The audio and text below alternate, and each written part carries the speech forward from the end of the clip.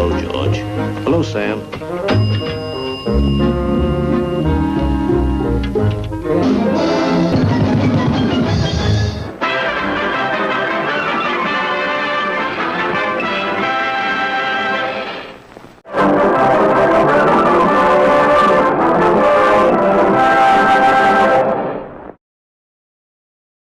You are watching Gaston Network. Well, I'm sorry kids, but we have to bring you the following.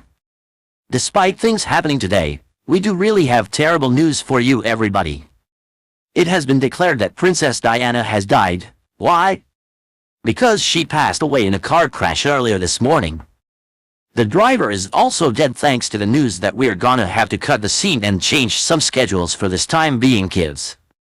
But don't cry. There's more schedules coming tomorrow following the kids' news headlines.